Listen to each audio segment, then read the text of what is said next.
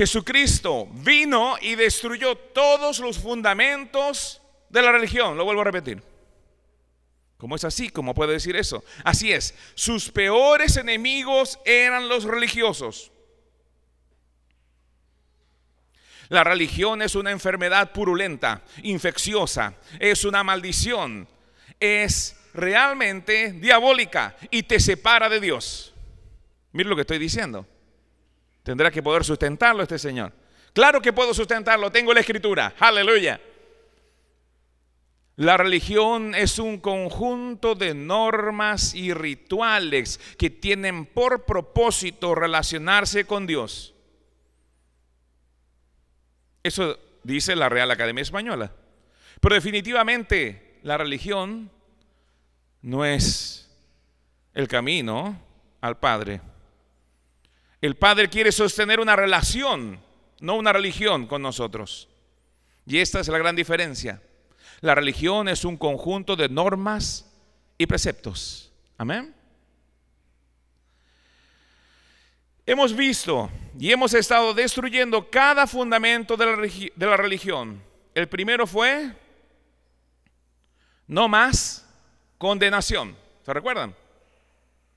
Jesucristo vino para liberarnos de toda condenación. Y la palabra dice, ninguna condenación hay para los que están en Cristo Jesús.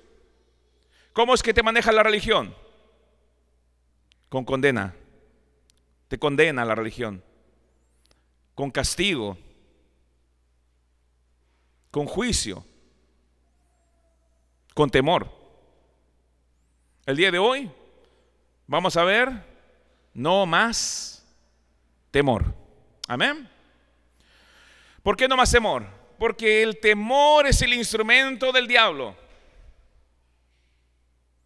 Dios no trabaja con nosotros por medio del miedo. Quien te hace sentir miedo es el enemigo. Quien busca que tú sientas miedo es Satanás, no es Dios. El miedo o el temor es fruto de la incredulidad, de la ausencia de Dios. La confianza, el denuedo, la paz es fruto de una relación genuina con Dios. El temor te paraliza. Yo no sé si usted ha llegado a esas casas que llaman ¿cierto? No, ¿cierto? No, ¿cierto? ¿Cierto? Lo más chistoso es que muchas veces llega un chihuahua. Nosotros habíamos colocado un letrero, cuidado con el perro, y llegaba aquí un poodle toy y unos chihuahuas. Pero el letrero ya atemorizaba, ¿cierto? Mire lo que dice la palabra de Dios. 2 Timoteo capítulo 1, versículo 7. Porque no nos ha dado Dios espíritu de cobardía, sino de poder, de amor y de dominio propio. Por tanto, no te avergüences del testimonio de nuestro Señor. El Padre no nos ha dado un espíritu de cobardía, sino de poder, de amor y dominio propio. El temor no deja que avances. El temor no deja que alcances tu máximo potencial. El temor no te deja disfrutar lo que Dios tiene para ti. Hijo, yo te voy a decir cuándo cambiar, ¿ya? Entonces, ¿qué hace el temor? El temor te paraliza. El temor no te permite tomar lo que Dios tiene para ti. El temor no te permite alcanzar tu máximo potencial. El temor no te deja disfrutar. El temor te desespera. El temor te roba toda esperanza. Proverbios 29-25 dice: el miedo a los hombres es una trampa, pero el que confía en el Señor estará protegido. El miedo es una trampa.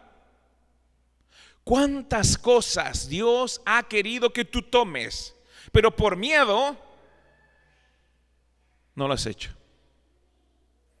¿Cuántas veces has sido engañado? Mira, el diablo no tiene trucos nuevos. ¿Por qué el pueblo de Israel no pudo tomar Canaán? Porque tuvo miedo. Porque allí habían gigantes. Y era una tierra, según ellos, que tragaba a sus moradores. ¿Por qué no pudieron tomar Canaán? Por miedo. ¿Y por qué tenían miedo? Porque no tenían fe. Porque si hubiesen tenido fe, hubiesen tenido la actitud de Josué o la actitud de Caleb. Habrían tenido una actitud de valentía, una actitud de denuedo, una actitud de conquista. Se habrían animado a entrar en esa tierra prometida, pero ellos tuvieron miedo. El miedo te está robando. ¿Cómo logran muchas religiones que tú vuelvas cada domingo? Con miedo. ¿Cómo logran muchas religiones que tú ofrendes y diezmes? Con miedo. ¿Miedo a qué? Miedo al castigo de Dios. Miedo a que el devorador robe tu cosecha. Miedo a que la gracia de Dios te abandone. Miedo a que Dios oculte su rostro sobre ti. Esto es lo que hace el miedo. El miedo nos roba. Y la religión te manipula con temor. Y este es el fundamento que vamos a destruir el día de hoy. Vamos por favor a la siguiente diapositiva, hijo. Mire, Adán no tenía miedo. Este es el primer espíritu inmundo que entró en el hombre. Veamos lo que dice Génesis capítulo 3, versículo 6. Dice: y vio la mujer que el árbol era bueno para comer, y que era agradable a los ojos, y árbol codiciable para alcanzar la sabiduría. Y tomó de su fruto y comió, y dio también a su marido, el cual comió así como ella. Entonces fueron abiertos los ojos de ambos, y conocieron que estaban desnudos. Entonces cosieron hojas de higuera, y se hicieron delantales. Y oyeron la voz de Jehová Dios, que se paseaba en el huerto al aire del día. Y el hombre y su mujer se escondieron de la presencia de Jehová Dios entre los árboles del huerto. Mas Jehová Dios llamó al hombre y le dijo: ¿dónde estás tú? Y él respondió: oí tu voz en el huerto y tuve miedo, porque estaba desnudo y me escondí. Y Dios le dijo: ¿quién te enseñó que estabas desnudo? ¿Has comido del árbol que te mandé no comieses? ¿Qué fue lo primero que sintió Adán después de la caída? Miedo. El miedo no provenía de Dios. Él tenía confianza. Él compartía las caminatas por la tarde con Dios. Pero ese día tuvo miedo y se escondió de Dios. Y esto es lo que hace el miedo. Hace que en vez de acercarte a Dios, te alejes de Dios. Te escondas de Dios. Tengas miedo de Dios. ¿Entienden lo que les estoy diciendo? Esto es importante. Vamos a la siguiente. Mira lo que dice. Primero de Juan 4:18 dice: en el amor no hay temor, sino que el perfecto amor echa fuera el temor. Porque el temor lleva en sí castigo. ¿Por qué Adán tuvo miedo? Porque el temor lleva en sí castigo. Entonces, ¿qué vimos anteriormente? No más castigo, no más condenación, no más religión. Estos son los fundamentos de la religión: condenación, castigo. Porque el temor lleva en sí castigo. O sea, ¿por qué viene el temor? Por el castigo. Me va a castigar Dios, dijo Adán. ¿Y qué hizo? Corrió a esconderse. De donde el que teme no ha sido perfeccionado en el amor. Pero ¿qué dice la palabra? que en el amor no hay temor, sino que el amor de Dios echa fuera el temor. Cuando conocemos a Dios personalmente, no estoy hablando de una religión. Cuando conocemos a Dios personalmente, el miedo se va. Cuando conocemos la gracia de Dios, cuando conocemos su amor incondicional, el temor se va. Y queda en nosotros una certidumbre de un amor incondicional, una certeza de que el Padre nos acepta así como somos, así como estamos. Independientemente del error que hayas cometido, Dios te recibe así como estás. No tienes nada que temer, ninguna condenación hay sobre ti. Cristo pagó el precio para que puedas acercarte al Padre sin temor al castigo, porque el castigo que tú y yo merecíamos, el castigo que Adán tenía convicción en su corazón que merecía, cayó sobre Jesús. Si tú entiendes que el castigo que tú merecías antes de conocer a Jesús y después de conocer a Jesús cayó ya sobre Jesús, no hay más castigo. Y si no hay más castigo, el miedo se terminó. Este es el amor de Dios. Romanos 8:15 agrega, dice, pues no habéis recibido un espíritu de esclavitud. Mira lo que dice Romanos, pues no habéis recibido un espíritu de esclavitud para volver otra vez al temor. ¿Qué recibió Adán cuando cayó? Un espíritu de esclavitud que lo hacía sentir temor. El esclavo tiene miedo de su amo. ¿Qué aconteció con Adán? Adán vino a ser esclavo de Satanás, esclavo del pecado. Pues no habéis recibido un espíritu de esclavitud para volver otra vez al temor, sino que habéis recibido un espíritu de adopción como hijos, por el cual clamamos, Abba, Padre. Ya no hay en nosotros un espíritu de esclavitud para tener miedo, sino que recibimos un espíritu de adopción, por el cual podemos clamar y llamar a Dios Abba. Abba significa, si usted llega a ir a Israel, usted va a ver que los niños corren detrás de sus padres diciéndole Abba, Abba. ¿Qué significa eso? Papito.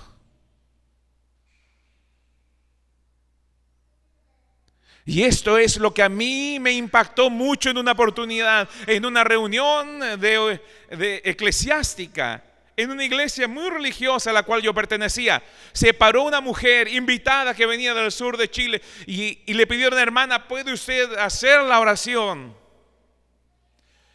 Y me enteré que esa mujer era esposa de un pastor. Dije, esta mujer va a hacer una oración poderosa. Y dije dentro de mí, va a partir, oh Dios todopoderoso, creador del cielo y de la tierra, tú que ves lo visible y lo invisible. Yo dije, una oración así va a ser. Pero ¿sabe cómo partió su oración? Juntó sus manos, miró al cielo y le dijo, papito. ¿Y sabe qué? A mí se me cayó la Biblia. Me di cuenta que era un religioso. Me di cuenta que yo no tenía esa relación que esa mujer tenía con Dios. Me di cuenta que yo repetía cosas por repetir. Me di cuenta que yo necesitaba y anhelaba esa relación cercana que esa mujer tenía. De un Dios vivo, verdadero, un papá que me ama. Aleluya. Oiga, esto pone contento a cualquiera. Dios es bueno. Amén. Siguiente. Mira lo que dice Juan 20, versículo 19. Cuando llegó la noche de aquel mismo día, el primero de la semana, Jesús ya había resucitado, estando las puertas cerradas en el lugar donde los discípulos estaban reunidos por miedo de los judíos. ¿Qué tenían? Miedo de los judíos. Vino Jesús y puesto en medio les dijo: paz a vosotros. Aleluya. Y cuando les hubo dicho esto, les mostró las manos y el costado, y los discípulos se regocijaron viendo al Señor. Entonces Jesús les dijo otra vez: paz a vosotros. Miren la escena. Ellos tenían miedo, estaban encerrados porque tenían miedo los judíos. Y aparece Jesús y le dice: tengan paz. Miren mis manos, miren mi costado. ¿Qué les estaba mostrando? Yo llevé el castigo. No tienen nada que temer. Paz a vosotros. Aleluya. Gloria a Dios. Como me envió el Padre, así también yo os envío. Habiendo dicho esto, sopló y les dijo: recibid el Espíritu Santo. A quienes remitieseis los pecados les son remitidos, y a quienes se los retuviereis les son retenidos. Avanza un poquitito. 8 días después estaban otra vez sus discípulos dentro, y con ellos Tomás. Llegó Jesús, estando las puertas cerradas, y se puso en medio y les dijo: paz a vosotros. Miren, Jesús resucitado, apareciéndoles a sus discípulos. ¿Cuál era el mensaje que repetía una y otra vez? Paz a vosotros. Aleluya. Él fue herido por nuestras rebeliones, molido por nuestros pecados. El castigo de nuestra paz, dice Isaías, fue sobre él, para que usted y yo pudiésemos experimentar paz para con Dios. Tuvo que haber un castigo, y ese castigo cayó sobre Jesús. Ya no tienes por qué tener más miedo al castigo. Mira, y eso es lo que hace la conciencia de pecado. Es como cuando te llama el jefe que suba. Oye, te llama el jefe. ¿Qué siente? ¿Qué siente usted? Sea sincero. ¿Qué siente usted? Miedo, ¿no? ¿Sabe por qué? ¿Qué habré hecho? ¿Sabe por qué? Esa es la conciencia de pecado. Usted no tiene nada que temer. Mira, quizá en el trabajo has hecho algo, pero ¿sabes qué? Las cuentas con Dios están saldadas. Cualquier cosa que hayas hecho, Cristo ya pagó. Por tanto, si el Padre te llama, confianza tenemos para entrar ante el trono de la gracia y hallar gracia y misericordia sin condición. Sin, a ver, ¿cómo te has portado? Por eso a mí, más allá de que el cuento del viejito pascuero no existe, usted bien lo sabe, tenga cuidado, porque si usted le cuenta un cuento a su hija y después cuando grande le dice: no, esto era una mentira, no va a ser muy bueno. ¿Ok? Punto 1. Segundo, ¿conoce usted esa canción? Viejito pascuero, acuérdate de mí, me porto bien en casa, también en el jardín. ¿Por qué te llegan regalos? Porque te portas bien. El viejito pascuero es el mensaje totalmente contrario al de Jesucristo. ¿Sabes por qué te llegan regalos de Jesús? Porque no te los mereces. Pero Él ganó la posición y la condición que el día de hoy tienes de hijo de Dios, que te hace merecedor de todo sin obra de por medio. Sin que me porté bien en casa y me porté bien en el jardín. Esto es bueno. No importa lo que tú hagas, Dios te ama de manera incondicional. Él llevó el castigo. Miren, la paz es un estado en el cual podemos entrar solo los que hemos sido reconciliados con Dios. Pero, ¿qué es paz? Porque mi hija se llama Ignacia Paz. Yo podría decir, es mi hija. La paz os dejo, mi paz os doy. Y aquí tenemos a la Ignacia Paz ya 13 años. ¿Qué significa paz? Paz viene del griego eirene, que significa prosperidad. Escuche. Paz significa prosperidad. Paz significa descanso. Paz es un estado de tranquilidad, de armonía, de seguridad, de protección, de felicidad. Es un estado del alma asegurada en la gracia, no temiendo nada, en un perfecto estado, consciente de bendición continua. ¡Wow! Eso sí que suena bien. Cuando Jesús les dijo, paz a ustedes, les dijo, paz a vosotros, prosperidad, descanso, estén tranquilos, tengan armonía, estén seguros, yo los protejo, sean felices, no teman nada, ustedes son benditos siempre.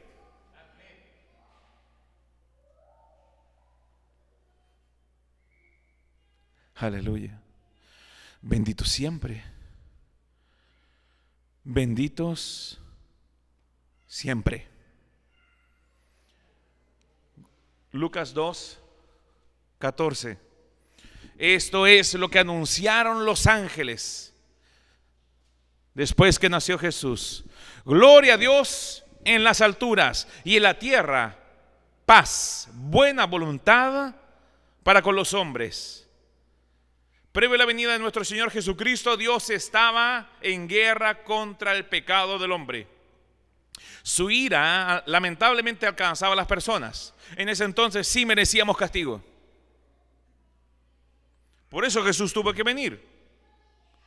Muchos cristianos no han hecho una real separación entre el Antiguo Testamento y el Nuevo Testamento y hacen de todo esto una sola cosa, y esto terminó simplemente en una religión más.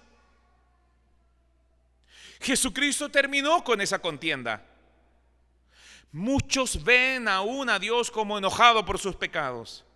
Cada vez que pecan es una nueva afrenta contra Dios.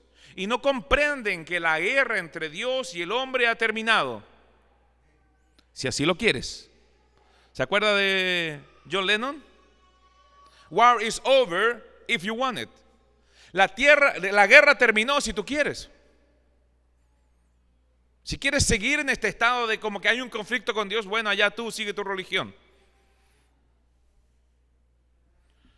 Son muchos los que están también profetizando por el lado de la iglesia evangélica que Dios está enojado y ha enviado su ira contra las naciones por causa de su pecado. Su ira es la que causa los terremotos, los tsunamis, las enfermedades y aún causará otras calamidades más. Algunos han llegado a declarar que los atentados terroristas son un juicio divino. Imagínense, ¿qué clase de Dios sería ese? Este no es el mensaje que trajeron los ángeles.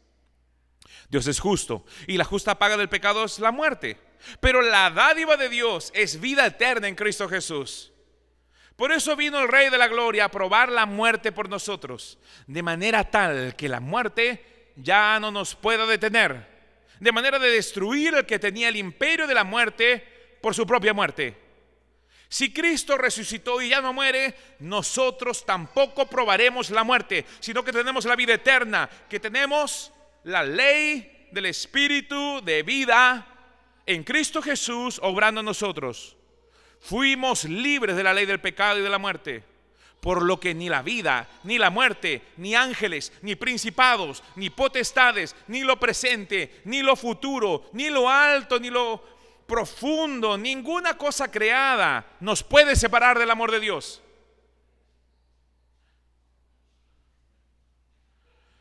Por eso dijeron, gloria a Dios en las alturas, en los ángeles. ¿Y sabe qué? Nosotros deberíamos decir eso, gloria a Dios en las alturas.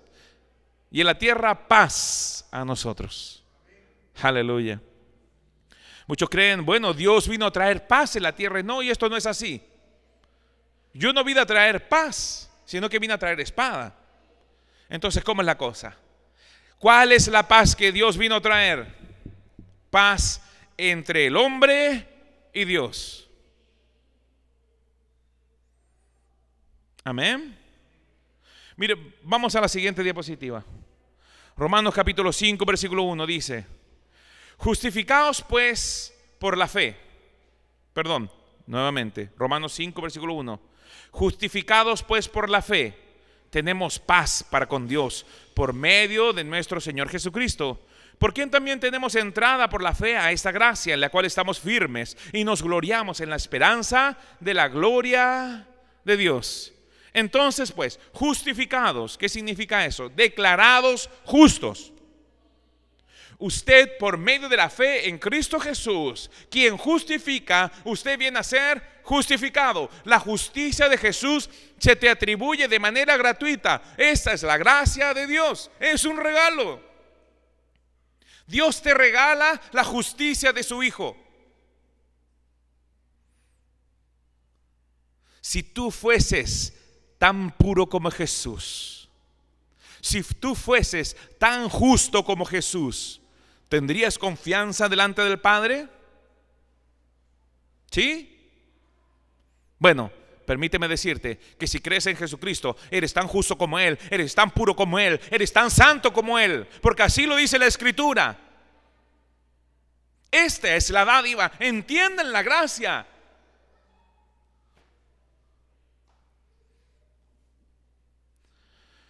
Tenemos entrada por la fe a esta gracia en la cual estamos firmes y nos gloriamos en la esperanza de la gloria de Dios.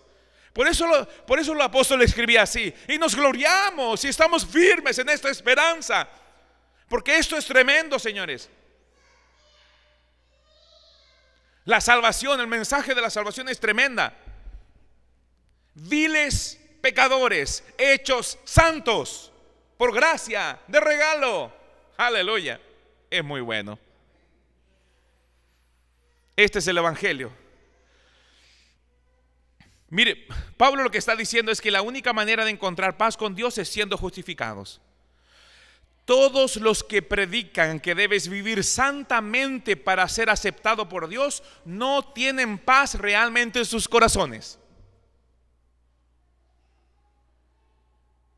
De manera contraria, la carga de la salvación está en tus espaldas. Tienes que constantemente hacer esto otro y esperar que sea suficiente. En Chile se han juntado organizaciones internacionales, llegan pastores de todos lados y juntan a la iglesia en el Movistar Arena para que se arrepientan delante de Dios de los pecados de la nación de Chile, para que deje de temblar, deje de haber tsunamis. Ya se han juntado 5 o 6 veces. Parece que van a hacer una séptima. ¿Y sabe por qué? Porque no sirve, nunca es suficiente. ¿Por qué no mejor recibirlo por gracia?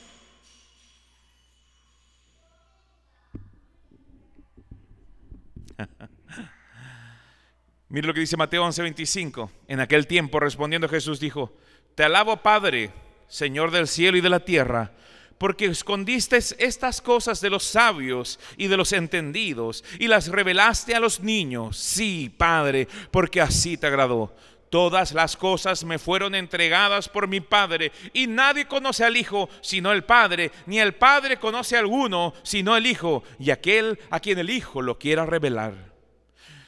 Venid a mí todos los que estáis trabajados y cargados. Y vuelvo a repetir: venid a mí todos los que estáis trabajados y cargados, y yo os haré descansar. Llevad mi yugo sobre vosotros y aprended de mí, que soy manso y humilde de corazón, y hallaréis descanso para vuestras almas, porque mi yugo es fácil y ligera mi carga. Lucas habla sobre lo mismo. Lucas capítulo 10 versículo 21 dice: en aquella misma hora Jesús se regocijó en el Espíritu y dijo, vuelvo a repetir, en aquella misma hora Jesús se regocijó en el Espíritu y dijo: yo te alabo, oh Padre, Señor del cielo y de la tierra, porque escondiste esas cosas de los sabios y entendidos y las has revelado a los niños. Sí, Padre, porque así te agradó. Vengan a mí los cansados y cargados. Vengan a mí. Ustedes no pueden salvarse a sí mismos. Es algo que está fuera de vuestro alcance. Vengan a mí y permítanme perdonarlos. Vengan a mí, permítanme sanarlos. Vengan a mí, permítanme prosperarlos. Vengan a mí, permítanme liberarlos por gracia y misericordia, no por desempeño, no por lo que puedan hacer por Dios, no porque ustedes crean que están cumpliendo la ley o los mandamientos. Permítanme hacerlo a mí. La única manera de tener paz es nuestro Señor Jesucristo.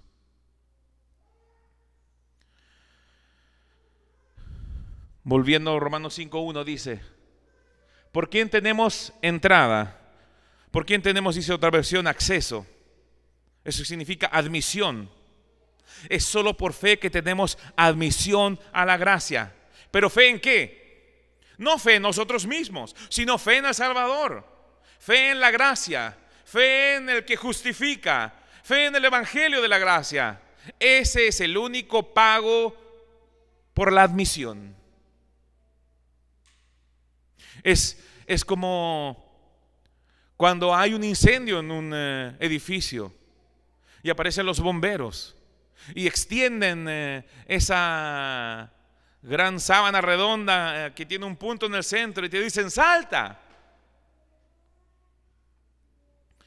Debes dejarte caer en los brazos del Padre. Antes de recibir la salvación, debemos dejar de confiar en nuestras capacidades. Debemos dejar de confiar en nuestra bondad, en nuestra justicia, y colocar toda nuestra esperanza y fe en Jesucristo. Ese es el paso de fe a la gracia. Esto es un pensamiento atemorizante, pues vivimos en un mundo que te paga conforme a tu desempeño. Inclusive en el matrimonio, o en el trabajo, o en el colegio, en todas partes, según tu desempeño se te retribuye. Por eso la importancia de enseñar la gratuidad. Amor gratis, dinero gratis. Durante mucho tiempo yo le enseñaba a mis hijos a ganarse las cosas. ¿Quieres algo? Gánatelo. Hoy los animo a recibir y a dar de gratis.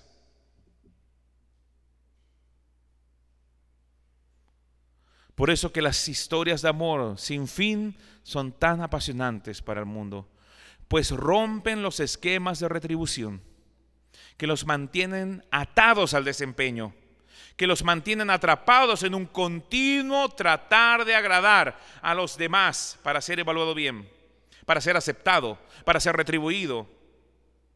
Si tu desempeño es malo, la gente no te quiere y tú necesitas ser amado y aceptado. Por eso vino Jesucristo y nos ama y nos acepta gratis, sin merecerlo, sin buen desempeño. No hay modelos para este tipo de amor. Algunos dicen que es como el amor de una madre, pero nadie puede manifestar este tipo de amor perfecto si no ha conocido a Dios, pues es el Espíritu Santo el que derrama este tipo de amor en los corazones. Tu mamá te ama, es cierto, pero en lo natural no amaría a alguien que te desee el mal. Eso solo lo podría hacer una madre cristiana que conoce la gracia y que ha sido animada por su ser interior a amar como fue amada por Dios. Es por esto que los religiosos se oponen tan ferozmente al evangelio de la gracia. Después de haber trabajado tanto y luchado tanto contra el pecado, después de haber vivido una vida según ellos de santidad, después de llevar décadas cumpliendo leyes, normas, mandamientos, resulta que nada de lo que han hecho sirve o vale si no lo hicieron por amor. Y aún así, lo hubiesen hecho por amor, no han ganado más de la gracia de Dios que si no hubiesen hecho ninguna cosa por Dios. que si no hubiesen cumplido ninguna ley. Por eso les molestaba tanto el mensaje de Jesucristo. Pero ¿cómo? Si nosotros que cumplimos la ley, ellos son gentiles, le decían a Pablo, son gentiles, le decían a Pedro. Nosotros somos el pueblo santo de Dios. Nosotros cumplimos las leyes, vivimos en torno a las leyes. Para ellos es tan gratis como para ustedes. Y todo lo que se han esforzado por agradar a Dios no ha ganado ni un milímetro más de la gracia de Dios que ellos, que solo han creído. Por eso molesta tanto este mensaje a los religiosos, porque llevan años orando, caminando de rodillas, prendiendo velas, pagando o comprando pactos, creyendo que pueden comprar algo de Dios cuando no entienden que es una afrenta a Dios. Pensar que tú puedes comprar algo de Dios es una ofensa a nuestro Dios.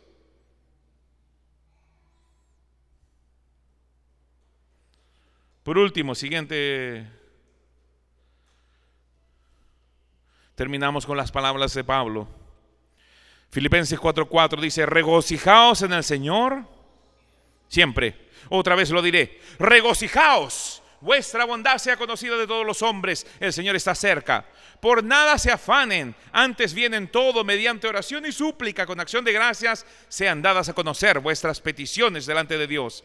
Y la paz de Dios, que sobrepasa todo entendimiento, y el shalom de Dios, y la prosperidad de Dios, y la seguridad de Dios, y la superabundancia de Dios, que sobrepasa todo entendimiento, guardará vuestros corazones y vuestras mentes en Cristo Jesús. La palabra afanado habla de una preocupación, una ansiedad, dedicarse a pensar sobre los problemas, a problemarse. También significa buscar proveer para los propios intereses. Pero Dios quiere que tú no te afanes. ¿Y sabes por qué? Porque Él te ama y tiene cuidado de ti. Y no tienes nada que temer si la paz de Dios es sobre tu vida. Si la prosperidad de Dios es sobre tu vida. Si la bendición permanece continua sobre tu vida. Si la protección de Dios permanece continua sobre tu vida. Y esto no por lo que tú haces día a día, sino por lo que hizo el que justifica al todo aquel que cree en su vida y sacrificio. Jesús, nuestro Señor, nuestro Salvador, y quien vino a destruir todo fundamento de religión. No hay más castigo, no hay más condenación, por ende, no hay más temor.